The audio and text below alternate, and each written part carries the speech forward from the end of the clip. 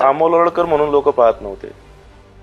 ही लढाई विचारांची लढाई होती, एक कार्यकर्ता विरुद्ध नेत्याची लढाई होती. ते तेवढे मोठे नेते आहेत देवेंद्रजी, त्यांना माहिती आहे की महत्वाकांक्षा असू शकते, कोणी व्यक्त केली तरी काय हरकत नाही.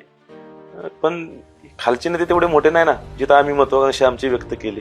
ते तेवढे छोटे आहेत. तेव्हा माझ्या नेत्याचा मला अभिमान आहे, देवेंद्र यांचा, अजितदादांचा, नरेंद्र मोदी यांचा. बरेच जणांनी व्यक्त केलं की असं नव्हतं व्हायला पाहिजे, चुकीचं केलं. बरेच लोक भेटले, पण मला माझ्या माग राज्याचे उपमुख्यमंत्री अजितदादा पवारांचा आशीर्वाद आहे. निवडून आल्यावर अजित पवार काय म्हणाले? दादा खुश झाले. दुसऱ्या दिवशी बारामती हॉस्टेलला भेटल्यावरती त्यांनी अभिनंदन केलं. मग तशी काही घायवाशी काय ओळख संबंध वगैरे नाही, असं काही गायवाय नाही? तर माझा उलट, मी तर नार्को टेस्ट करायला तयार आहे. नमस्कार, सकाळ सरकारनामामध्ये तुमच्या सगळ्यांचं स्वागत. माझ्यासोबत आता स्टुडिओमध्ये जे आहेत ना, त्यांची काही वेगळी ओळख करून देण्याची गरज नाहीये, पण प्रत्येक निवडणुकीचा एक हिरो असतो आणि तो चेहरा त्या भागापुरताच नाही तर संपूर्ण महाराष्ट्रामध्ये नव्याने ओळखीचा होतो, सगळ्यांना माहिती होतो आणि एक वेगळा विचार मांडतो. मला वाटतं नुकत्याच जे 29 महापालिका झाल्या त्याच्यामधला जर हिरो आपण शोधायचा प्रयत्न केला तर ते आहेत अमोल बालवडकर, नगरसेवक अमोल बालवडकर. खूप खूप स्वागत. आणि अमोल बालवडकरांबद्दलची केस काही वेगळी सांगायची गरज नाही. भाजपने उमेदवारी नाकारल्यानंतर अजित पवारांच्या राष्ट्रवादीतून लढले आणि नुसतेच लढले नाही तर जिंकले सुद्धा. अमोल, खूप खूप अभिनंदन तुमच्या विजयाबद्दल तुमचं. आणि अगदी पहिला प्रश्न, कसं वाटतंय आता? खूप भारी. मला आठवत आहे की तुमची उमेदवारी दाखल झाली त्याच्यानंतर 1-2 दिवसातच आपण भेटलो आणि तो इंटरव्ह्यू खूप वेगळ्या मांडणीचा होता. म्हणजे तुम्हीही थोडेसे आक्रमक होतात, पण आता जरा सगळं रिलॅक्स झालेलं दिसतंय. तर कसं आता ओके आहे सगळं? हो, रिलॅक्स आहे, पण आक्रमक पण आहेच. कारण आता खऱ्या अर्थाने लढाई सुरू झालेली आहे विचारांची, आणि कार्यकर्ता आणि नेता म्हणून जी लढाई होती त्यामध्ये मी दाखवून दिलं की कार्यकर्त्यांसाठी लढलो, आणि कार्यकर्ता काय असतो संपूर्ण महाराष्ट्राने असेल किंवा पुणे शहराने किंवा अनेक कार्यकर्त्यांनी पाहिलं. आणि आता इथून पुढच्या काळात तो कार्यकर्ता कसं काम करतोय त्याचं काम पण दाखवायचंय. इलेक्शनने काय शिकवलं या? राजकारणामध्ये तुम्ही काही गृहीत पकडू नका, राजकारणामध्ये कोणावरती विश्वास ठेवू नका, हे मी आवर्जून सांगतो. असं विश्वास म्हणजे शक्यतो आपण म्हणतो की तो ठेवायला हवा. म्हणजे माणूस माणसामध्ये काय बघू शकतो, तो विश्वासच आहे ना, की ते प्रत्येक गोष्ट बांधून ठेवतो. नात्यात असू द्या, राजकारणात असू द्या, कुठेही असू द्या. आणि अशा वेळी तुम्ही म्हणता की विश्वास ठेवू नका. माणसांवरती तुम्ही विश्वास ठेवू शकता. काही लोक माणसांच्या पण पलीकडे गेलेले असतात, त्यांना काय घेणं देणं नसतं. त्यांची वेगळी वृत्ती, सत्ता, त्यांच्याजवळ असलेली पोझिशन, पॉवर आणि डोक्यामध्ये असणारी नशा सत्तेची किंवा घमेंड, उन्मादपणा, याच्यामुळे त्या लोकांना तत्व, एथिक्स, कार्यकर्ता, भावना, त्याबद्दल त्यांना काय वाटत नाही. त्यांना असं वाटतं की आपण काय पण करू शकतो आणि आपण जे करू तेच खरं. आपल्या विरोधात कोणी काय करायचं नाही, कोणी बोलायचं पण नाही, आपल्या विरोधात कोणी विचार पण करायचा नाही. अशा प्रकारचे काही लोक आहेत. पण मग तो जे तुम्ही दबाव म्हणताय, म्हणजे जो काही दबाव होता तो यंत्रणेवर वगैरे पण तुम्हाला या काळात जाणवत होता काही? प्रचंड. म्हणजे पुणे महानगरपालिकेची निवडणूक एका बाजूला, आणि या नेत्यांना तर मला असं वाटतं की त्यांनी बाकीच्या प्रभागात काही लक्ष दिलं का नाही मला माहित नाही, पण स्वतःचं सर्वस्व त्यांनी या प्रभागामध्ये लावलं. तन मन धन पासून मीडिया असेल किंवा त्यांची स्वतःची ट्रोलिंगची टीम असेल, अनेक गोष्टी, यंत्रणे, त्यांची स्वतःची जी काय त्यांची माणसं असतील ती सर्व माणसं आमच्या भागामध्ये पेरली. अनेक मात्र जे लोक मदत करणार होते त्या लोकांना दबाव आणण्याचा प्रयत्न केला वेगवेगळ्या त्या पद्धतीने. लोकांनी सांगितलं तुम्हाला? काही लोक व्यक्त झाली, काही लोक व्यक्त झाली नाही, पण त्यांच्या बोलण्यातून आपल्याला काही गोष्टी समजल्या. 9-9:30 पर्यंत ना इतकी टेन्स तुमची सगळी लढत चालू होती. एकतर 2 मुद्द्याच्या तुम्हाला विश्वास होता का की 100% निकाल हा तुमच्या बाजूने लागेल? मुद्दा नंबर 1. आणि दुसरं म्हणजे थोडीशी अशी धास्ती होती का की कारण नंतर चित्र बदलायला लागलं. सुरुवातीला तुम्ही एकदम आघाडीवर होतात आणि मग जसं जसे सुतारवाडीची वगैरे मतं आली तर थोडंसं चित्र टेन्स झालं आणि मग त्याच्यानंतर परत एकदा सोस गावात गेलं, त्याच्यानंतर बदललं. मला प्रचंड विश्वास होता स्वतःवरती की ज्या पद्धतीने, आणि का तो विश्वास होता, कारण ज्या दिवशी उमेदवारी माझी नाकारली त्यानंतर मला जी उमेदवारी राष्ट्रवादी काँग्रेस पक्षाने दिली त्यानंतर मी सर्व लोकांचा उत्साह पाहिला, कार्यकर्त्यांचा उत्साह पाहिला. कारण शेवटी लढायला आपल्या हातात काहीतरी, आपण निशस्त्र राहण्यापेक्षा हातात काहीतरी शस्त्र आपल्या लढायला आले. जो खरा योद्धा असतो ना त्याला एखादं दुसरं कुठलंही शस्त्र पाहिजे हातात, फक्त शस्त्र पाहिजे. त्यामुळे या लढाईमध्ये माझ्या हातात उमेदवारी होती राष्ट्रवादी काँग्रेस पक्षाची, आणि मला माझ्यासारख्या कार्यकर्त्याला तेवढं खूप झालं की याच्यावरती आपण ही खिंड लढू शकतो. त्यामुळे माझ्यामध्ये प्रचंड विश्वास होता की आपण उलट आम्हाला असं विश्वास होता की आम्ही 4ही सीटं आम्ही त्या ठिकाणी राष्ट्रवादी काँग्रेस पक्षाची निवडून आणू, असा प्रचंड विश्वास मनामध्ये होता. आणि मग ते चित्र जसं जसं हलायला लागलं तसं हो, कारण शेवटी जेवढ्या प्रतिष्ठेची निवडणूक या लोकांनी बनवली, कारण त्यांचा अधिकार ठीक होता की मला उमेदवारी न देणे इथपर्यंत एखादा नेता करू शकतो उमेदवारी काटल्यानंतर. पण त्यानंतर मी दुसरीकडनं कुठलंही उभा निवडणुकीला राहिलो नाही पाहिजे, उभा राहिलो तर मग तिथनं पण पडलं पाहिजे. मग ती स्वतःचीच निवडणूक केली चंद्रकांत दादांनी. ती चंद्रकांत दादा महापालिकेची निवडणूक पण लढलीत आता ऑफ रेकॉर्ड जर तुम्ही म्हणलं तरी हरकत नाही 2026ची.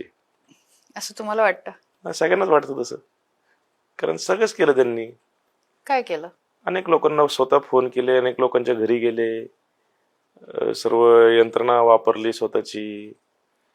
भविष्य जे कधी खरं होत नाही त्यांचं ते सांगितलं त्यांनी तिथे येऊन. अनेक गोष्टी केल्या. हे सगळं एका बाजूला सुरू होतं, पण मगाशी तुम्ही म्हटलात की खरं तर म्हणजे पॅनलच येणं अपेक्षित होतं किंवा त्याच दृष्टीने सगळे प्रयत्न झाले होते, पण तरीही 2 सीट नाही येऊ शकल्या. त्यामागे काय कारण होती? म्हणजे विरोधकांची स्ट्रॅटेजी जिंकली, तुम्ही कमी पडलात, काय होतं? याच्यामध्ये माझी तमाम तुमच्या माध्यमातून सांगू इच्छितो की चंद्रकांतदादा पाटील इतक्या वर्ष भारतीय जनता पक्षाचे मोठे नेते आहेत, पण या निवडणुकीमध्ये त्यांनी पक्षविरोधी काम केलं. हे खूप गंभीर विधान आहे तुमचं. हो, खूप गंभीर विधान आहे आणि तेवढंच खरं आहे. 4 उमेदवार होते आमचे राष्ट्रवादी काँग्रेस पक्षाचे. त्याच्यामध्ये आमचे 2 उमेदवार जिथं अपक्ष राष्ट्रवादीमध्ये जी बंडखोरी झाली होती, एक सर्वसामान्य महिला गटामध्ये आणि एक ओबीसी पुरुषमध्ये, हम्म, 2 उमेदवार शिट्टी चिन्ह होतं आणि एक कब्बशी चिन्ह होतं. हम्म, तर चंद्रकांत पाटलांनी त्या दोन्ही उमेदवारांना मॅनेज केलं. त्यांना सांगितलं की तुम्ही 2 मतं मागा, पुढची 2 मतं तुम्ही भाजपला द्या. जे एका गटात मी होतो आणि एका गटात आमचे एसटीचं आरक्षणाचं एक सीट होतं. त्यामुळं जर एखादा नेता त्या गटामध्ये भाजपचे पण उमेदवार होते ना, जिथं त्यांनी सांगितलं त्यांना की 2 उमेदवार तुम्ही तुमच्या स्वतःसाठी 2 मतं मागा आणि 2 मतं पुढची जी आहेत ती भाजपला द्या. मग त्या उमेदवार भाजपचा नव्हता का त्या गटांमध्ये उभा राहिलेला? आपण हे सगळे आरोप तुम्ही करताय, पण मग ह्याच्याबद्दल काही पुरावे आहेत का? कारण जेव्हा आपण पुरावे देऊ तेव्हाच ते लोकांना ऐकावंसं वाटेल. काल त्यांचे विजयी 2 उमेदवारांची सत्कार समारंभ होता. हम्म, त्या समारंभामध्ये हे दोन्ही उमेदवार त्या ठिकाणी बसले होते. जे अपक्ष उमेदवार होते ते शेजारी बसले होते. आमचे प्रमोद निबन असतील किंवा दुसरे उमेदवार असतील हम्म. अपक्ष, आणि सगळीकडे ते सर्वश्रुत आहे आमच्या परिसरामध्ये, कोणालाही विचारा तुम्ही. आणि ते प्रचार पण त्या पद्धतीनेच करत होते की 2 भाजपला आणि 2 जे अपक्ष आहे त्यांना स्वतःला. आणि त्यांनी पण ते भविष्य केलं ते एकाच उमेदवाराबाबतीत का केलं? तिथं 4ही उमेदवार होते ना, बाकीचे काय दुसऱ्या पक्षात उभे राहिले होते. एकाच उमेदवाराबाबत भविष्य केलं, दुसऱ्या उमेदवाराला पण तेवढं करायला पाहिजे ना भविष्य. बाकीचे उमेदवार त्यांनी वाऱ्यावर सोडून दिले सर्व. याचा फटका बाकीच्या उमेदवारांना पण बसला. किती याच्यामध्ये की अमोल वाळकर पडला पाहिजे फक्त. दुसरं त्यांना माणसाला सकाळी झोपेतून उठल्यावर काय दिसत असेल त्यांना आता मीच दिसत असेल 100% मी सांगतो. अमोल वालवडकर. आणि आता ते जास्त दिसणार कारण आता विजय झालोय मी. पण मग आता तिथं स्थानिक आमदार आहेत, काही ना काही कार्यक्रमाला समोरासमोर यालच, म्हणजे हो, असं तर आलं तर काय नमस्कार करूच ना आपण. ते पण ऍक्टिंग करतात, मी पण ऍक्टिंग करणार. त्यांना तर आय अवॉर्ड दिला पाहिजे. मी तर आता सर्वसामान्य कार्यकर्ता आहे. समोरासमोर म्हणजे आता आपण चंद्रकांत दादांबद्दल बोललो, पण या विजयानंतर किंवा या सगळ्यानंतर काही भाजपच्या नेत्यांनी किंवा काही भाजपमध्ये तुमचे मित्र आहेत, पूर्वीचे सहकारी होते, काही मेसेज कॉल केले का? केलं ना, भरपूर नगरसेवकांनी मला वैयक्तिक फोन केले? हो, मेसेज केले. का शेवटी राजकारणाच्या प्रगती जाऊन मैत्री असते ना. बरेच जणांनी व्यक्त केलं की असं नाही होतं, व्हायला पाहिजे, चुकीचं केलं, असं सगळ्यांनाच आम्हाला हे होतंय, खूप चुकीचं केलं, असं नव्हतं व्हायला पाहिजे. बरेच लोक भेटले पण मला.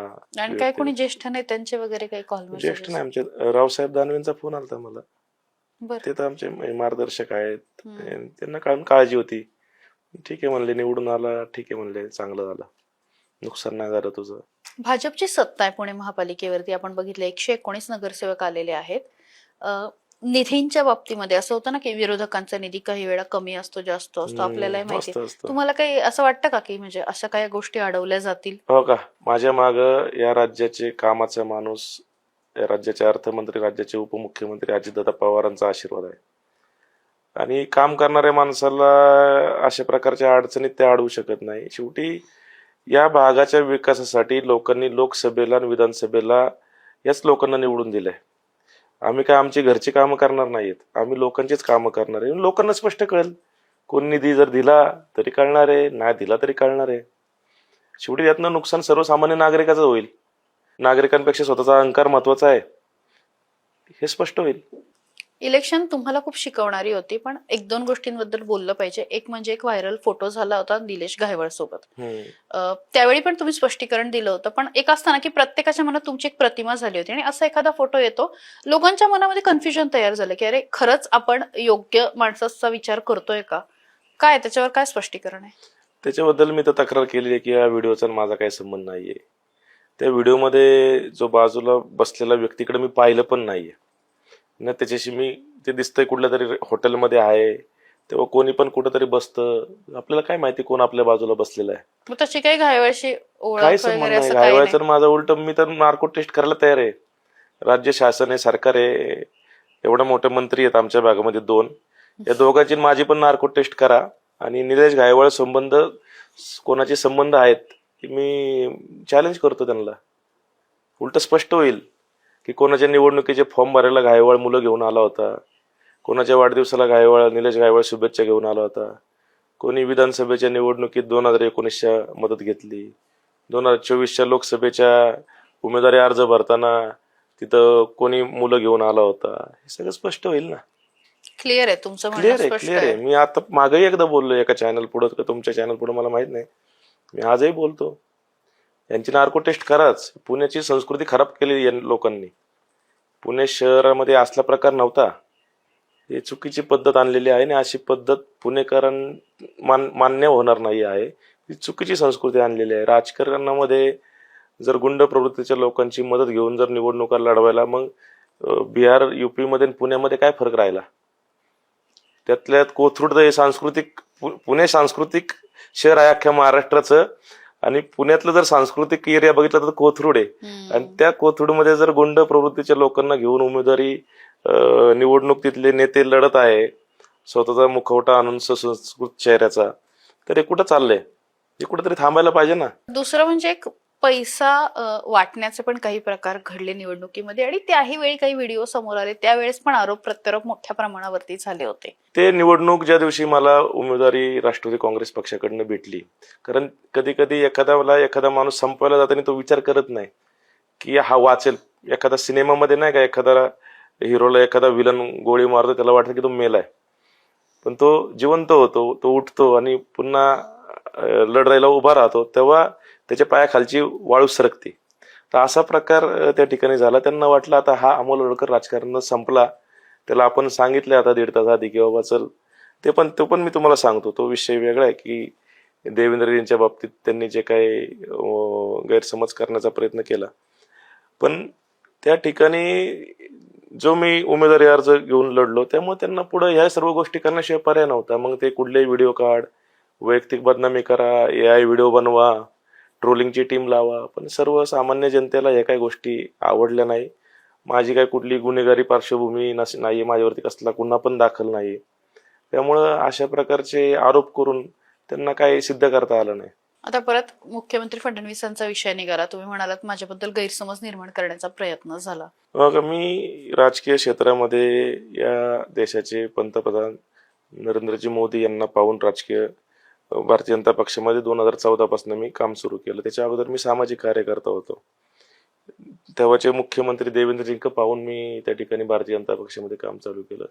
आणि पुणे शहराची क्रमांक 1 ची सदस्य नोंदणी 50,000ची तेव्हा मी माझ्यासारख्या कार्यकर्त्यांनी केली होती. अशी सुरुवात माझ्या आलेख शेवटच्या दिवसापर्यंत, ते 1.5 तासापर्यंत पूर्वीपर्यंत माझा आलेख क्रमांक 1चाच आहे, कामाच्या बाबतीत असेल किंवा पक्ष संघटनेच्या बाबतीत असेल. आणि एवढं सगळं काम करत असताना सुद्धा माझ्यावरती अशा प्रकारची यांनी जी काय वेळ आणली, मला त्या ठिकाणी सांगायचं की चंद्रकांत पाटील विधानसभेला जेव्हा होते तेव्हा मी विधानसभेला एक कार्यकर्ता म्हणून इच्छुक होतो. मला फक्त मी इच्छा व्यक्त केली होती. माझं जे काय मी महत्वाकांक्षा होती तर दाखवली होती स्पष्टपणे आणि चांगल्या प्रकारे दाखवली होती. अशी पण मी काय नुसत्याच मुलाखती देत बसलो नव्हतो. मी 30-40 हजार मतदार माझ्यासाठी त्या ठिकाणी एकत्र केले होते एका कार्यक्रमात. मग तेव्हा देवेंद्रजींनी मध्यस्थी केली. रात्री 1:30 वाजता फोन केला मला. देवेंद्रजींना बी बोललो की देवेंद्रजी म्हणले की अमोल तू थांब. तर मी म्हणलो दा साहेब तुम्ही सांगितलंय विषय थांबवतो म्हणलं. लगेच थांबलं. एका सेकंदात मी म्हणलं मला काय नको तुमचा आशीर्वाद राहू द्या म्हणलं.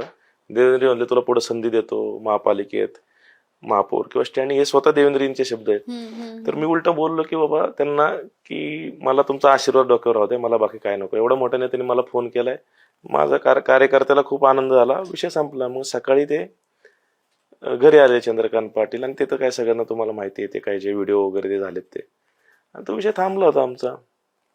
पण त्याच्यानंतर 1.5 वर्ष त्यांनी ते मनामध्ये ठेवलं आणि जेव्हा माझ्या प्रभागातले माझ्या पॅनलमधले 3 उमेदवारांना सकाळी बोलून त्यांनी उमेदवारी अर्ज दिला सकाळी 7 वाजता आणि मला फोनच नाही केला.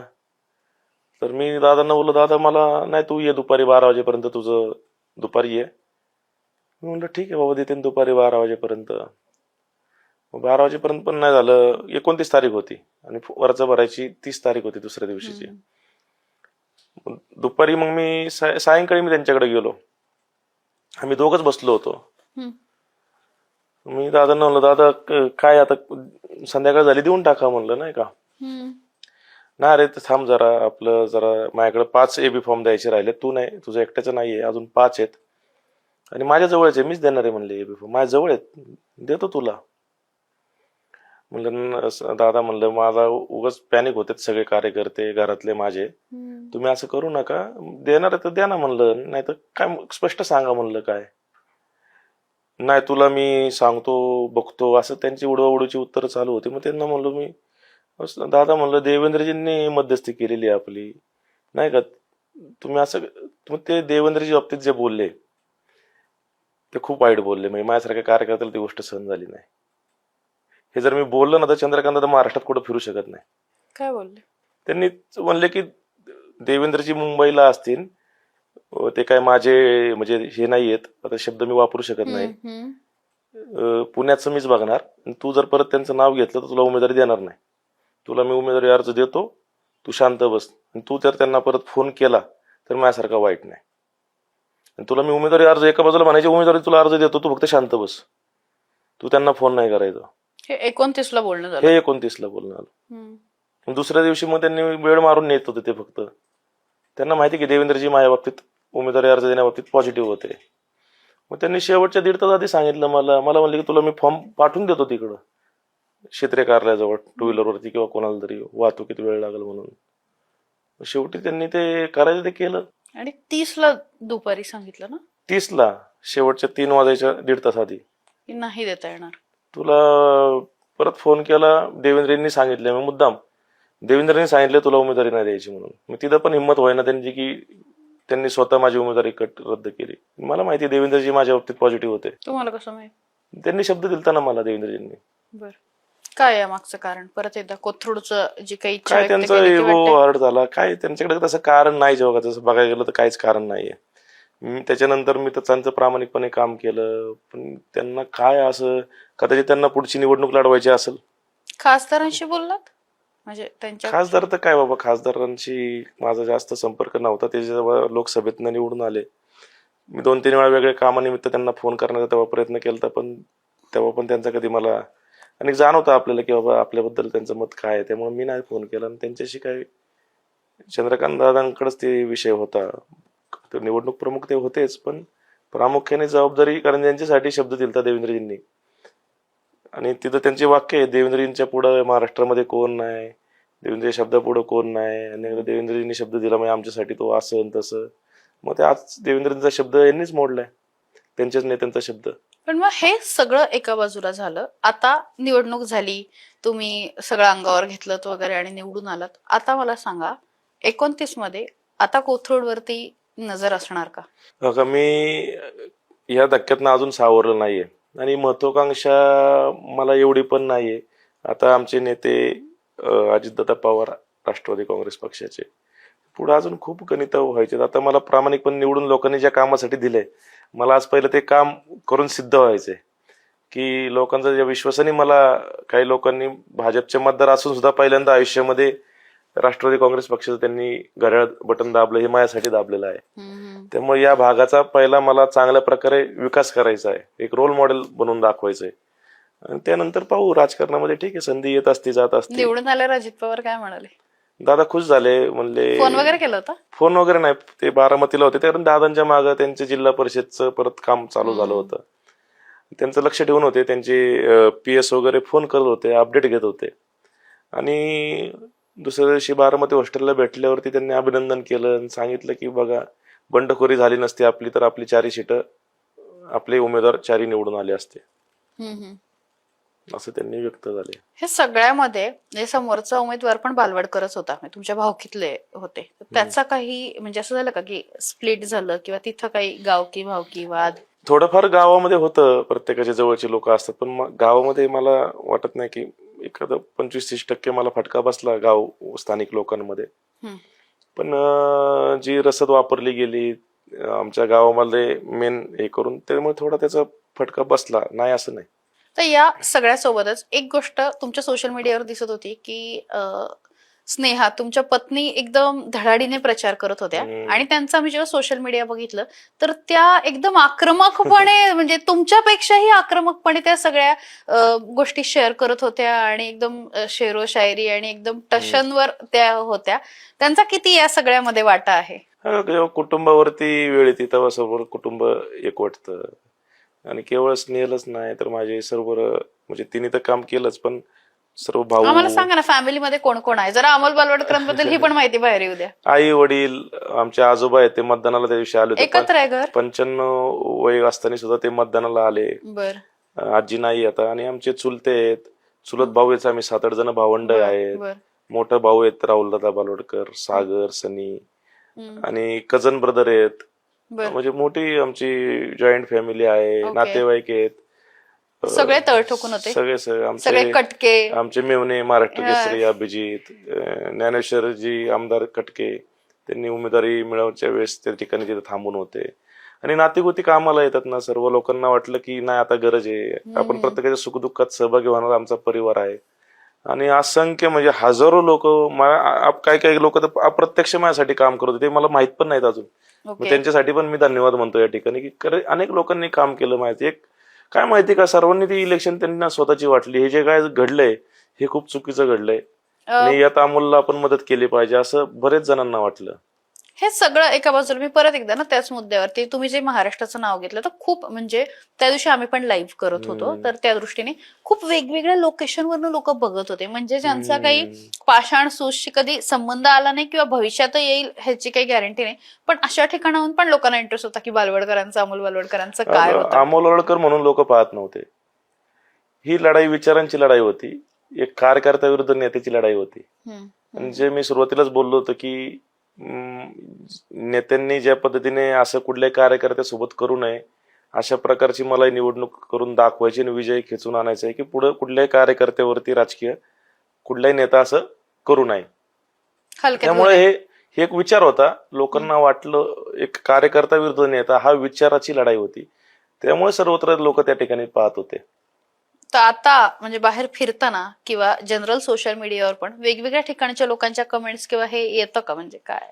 हो येतं. आता काय तेवढं पाहायला वेळ पण नाही भेटत. फोन पण म्हणजे मला दिलगिरी व्यक्त करतो की मी अनेक जणांचे फोन उचलू शकलो नाही, कारण जोडी माझी फाटायला लागली आता, की एवढं लोकांचं प्रेम मिळतंय मला. आणि मी उन्मत्त होणारा कार्यकर्ता नाहीये, जमिनीवर राहणारा कार्यकर्ता आहे. आणि देवाने मला एकच आशीर्वाद द्यावा की मला यातून फक्त जमिनीवरतीच ठेवावं आणि जमिनीवरच्या लोकांची कामं करण्याची संधी द्यावी. काय रोजचं रुटीन असणार आहे आता पुढे? आता दुसऱ्या शाळेमध्ये आलोय. आमचे हेडमास्तर अजितदादा आहेत, ते स्वतः सकाळी लवकर उठून त्या ठिकाणी महाराष्ट्राचे अनेक विकासाची कामं किंवा त्यांची कामाची पद्धत आपल्याला माहिती आहे, आणि त्यांच्या तुलनेत माझा छोटासा प्रभाग आहे, पण तरी मी पुणे शहरासाठी सुद्धा त्या ठिकाणी काम करण्याचा प्रयत्न करणार आहे एक कार्यकर्ता म्हणून. कारण पुणे शहरामध्ये अनेक महत्वाकांक्षी प्रकल्प माननीय नरेंद्र मोदींच्या माध्यमातून त्या ठिकाणी पुणे शहराला भेटत आहे. मेट्रो सारखा विषय असेल, स्मार्ट सिटी सारखा विषय असेल, नदी सुधार सारखा प्रकल्प असेल.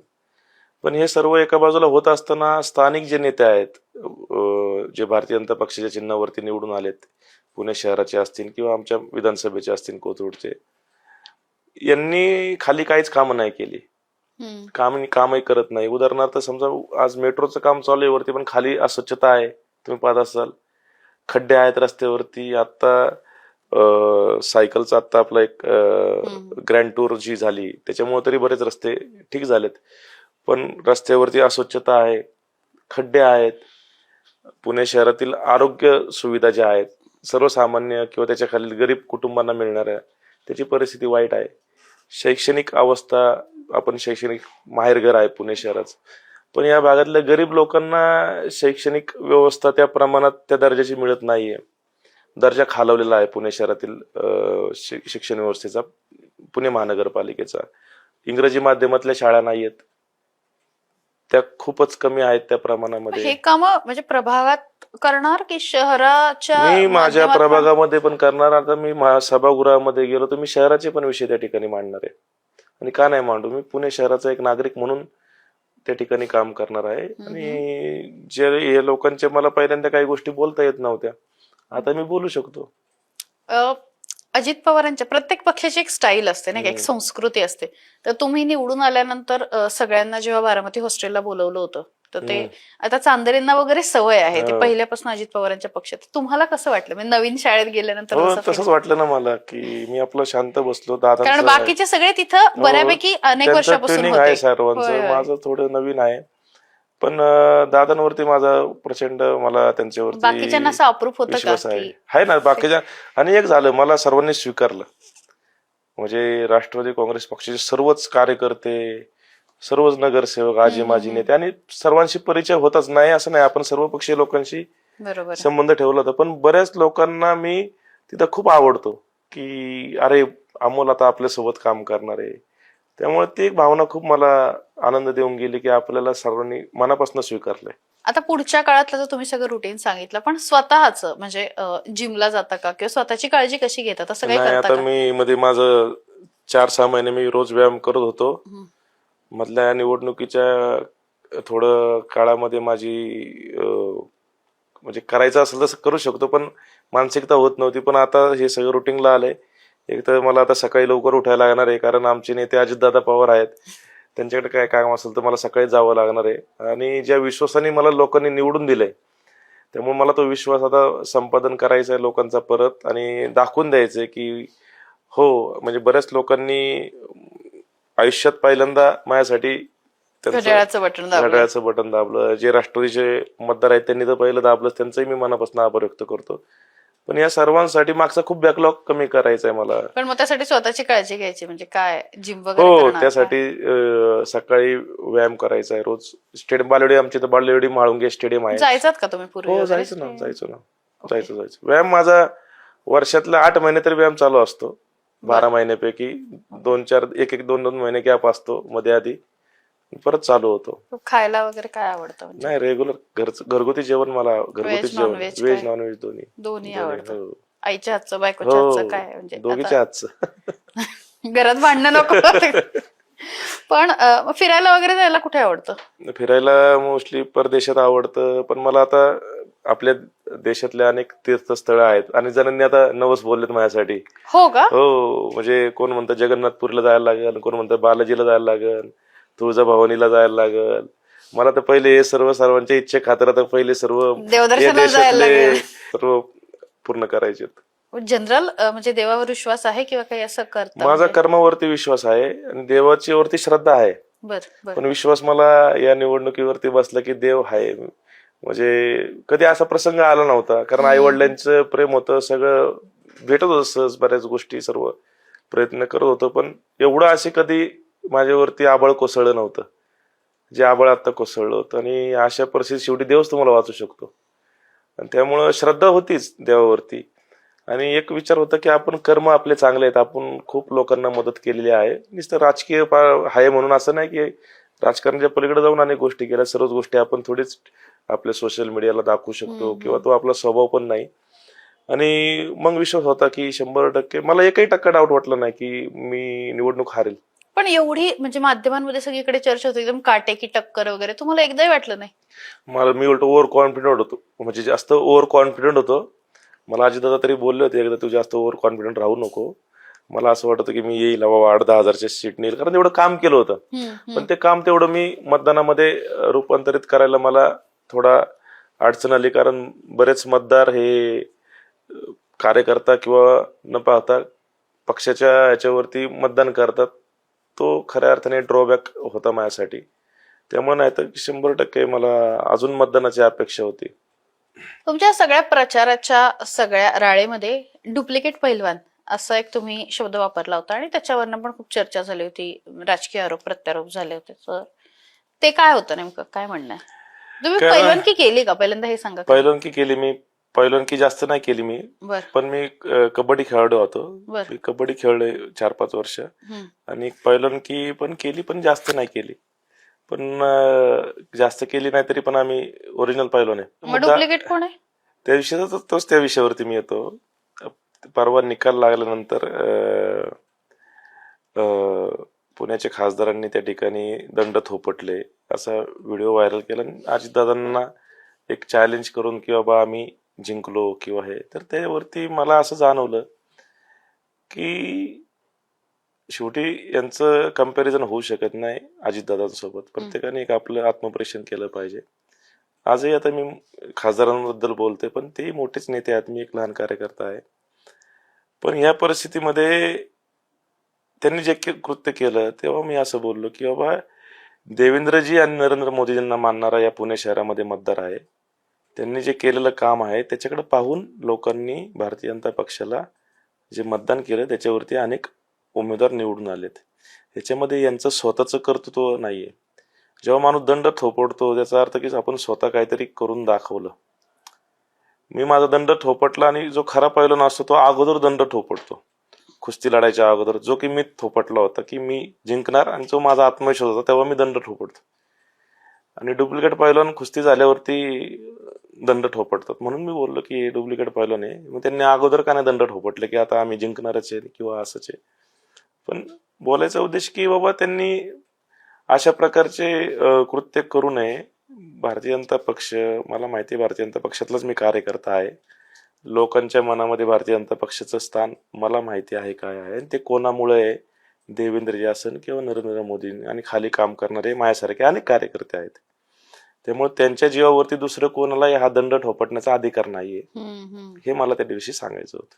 2029 राहू द्या, तुम्ही म्हणतायत की मला काम करायचं आहे आणि आमदारकीवर तुम्ही आता फार भाष्य नाही करताय, पण 24ला का वाटलं आमदार व्हावं? अगं प्रत्येकाची कार्यकर्त्याची महत्वाकांक्षा असू शकते आणि माझ्यासारख्या कार्यकर्त्यांनी तेवढं काम केलं होतं आणि मी त्याचं आउटपुट पण दिलं होतं. लोकसभेला मी त्या पद्धतीने काम केलं होतं. 5-6 हजार घरांमध्ये गेलो होतो. इथून मागच्या प्रत्येक निवडणुकीला विधानसभेच्या लोकसभेच्या 2019च्या पण चंद्रकांतांसाठी मी मोठी सभा लावली होती आणि मला असं वाटत होतं की आपल्याला काहीतरी आपण पण आपली थोडी ताकद दाखवली पाहिजे, इच्छा व्यक्त केली पाहिजे. इच्छा व्यक्त केल्याशिवाय काहीच मिळत नाही राजकारणामध्ये. इच्छा व्यक्त करणं काय वाईट नाहीये. आता लोकसभेची सुद्धा निवडणूक झाल्यानंतर आपल्याला माहिती आहे की विधानसभेच्या, आता मी तर तेवढंच होऊन गेलं, पण विधानसभेचे निकाल लागल्यावरती तुम्ही बघा पुणे शहरातलं एक चेहऱ्याचं नाव, जे खासदार होते पण त्यांचं मराठा चेहरा म्हणून त्यांनी स्वतःचं नाव त्या ठिकाणी मीडिया ट्रायल करून मुख्यमंत्रीच्या रेसमध्ये आणलं होतं. सर्वांना माहिती आहे कोणी आणलं होतं, कशासाठी आणलं होतं. मग त्यांना जर मुख्यमंत्री पदाची जर महत्वाकांक्षा राहतीये, ज्यांनी तुम्हाला मोठं केलं त्यांनाच तुम्ही मागं सारून स्वतःचं नाव त्या ठिकाणी मुख्यमंत्री पदासाठी आणताय. मग माझ्यासारख्या कार्यकर्त्यांनी विधानसभेसाठी इच्छुक झालं, यात काय चुकीचं केलं? पुण्याच्या खासदारांचं बोलतोय मी. बऱ्याच लोकांना माहित असेल नसेल, तुमच्यासारख्या पत्रकारांना माहिती आहे, बऱ्याच कार्यकर्त्यांना माहिती आहे. मग त्यांच्यावरती का नाही केली कारवाई? नाही, त्यामुळं मला असं म्हणायचं की मग एका सोबत वेगळं नाही दुसऱ्या सोबत वेगळं नाही का होतंय? मग तिथं पण, कारण ते तेवढे मोठे नेते आहेत देवेंद्रजी, त्यांना माहिती आहे की महत्वाकांक्षा असू शकते, कोणी व्यक्त केली तरी काय हरकत नाही. पण खालचे नेते तेवढे मोठे नाही ना, जिथं आम्ही महत्वाकांक्षा आमची व्यक्त केली ते तेवढे छोटे आहेत. त्यामुळे माझ्या नेत्याचा मला अभिमान आहे, देवेंद्र यांचा, अजितदादांचा, नरेंद्र मोदी यांचा. म्हणजे आजही फडणवीसांना आपले नेते मानता? हो, आहेत ना, का नसणार आहेत? आज त्यांच्यापेक्षा आणि अजितदादांचा पण माझा, आता त्यांनी मला आधार दिला, त्यांनी मला पुनर्जन्म केलेला आहे. आणि हे दोन नेते महाराष्ट्राचे नेते आहेच ना, त्याचं कोण त्याच्यामध्ये शंका फडणवीस जर तुमच्या भागामध्ये आले हम्म. काही म्हणजे विकास कामासाठी वगैरे, जाऊन भेटाल का? भेटेल, माहितीचं सरकार आहे आमचं. शेवटी या देशाचे पंतप्रधान नरेंद्रजी मोदी यांचं नेतृत्व मान्य करून अजितदादा या महाराष्ट्राच्या सरकारमध्ये उपमुख्यमंत्री आहेत. राज्याचे मुख्यमंत्री आदरणीय देवेंद्रजी आहेत, दुसरे उपमुख्यमंत्री एकनाथजी शिंदे आहेत. आणि आम्ही महायुतीसाठीच काम केले ना. माझ्यासारखा कार्यकर्ता लोकसभेसाठी नरेंद्र मोदींना पंतप्रधान करण्यासाठी पळाला. अजितदादांनी त्या ठिकाणी लोकसभेमध्ये महायुतीसाठीच काम केलं, विधानसभेला सुद्धा महायुतीसाठीच काम केलं. मग त्यामुळे शेवटी या नद्या जरी वेगळ्या असल्या तरी एकाच ठिकाणी येऊन मिळतं ते. त्यामुळे विचार एकच आहे. तर हे होते रोखठोक अमोल बालवडकर. आणि निवडणुकीच्या पलीकडे, राजकारणाच्या पलीकडे माणूस नेमका कसा आहे हा जाणून घेण्याचा हा प्रयत्न होता.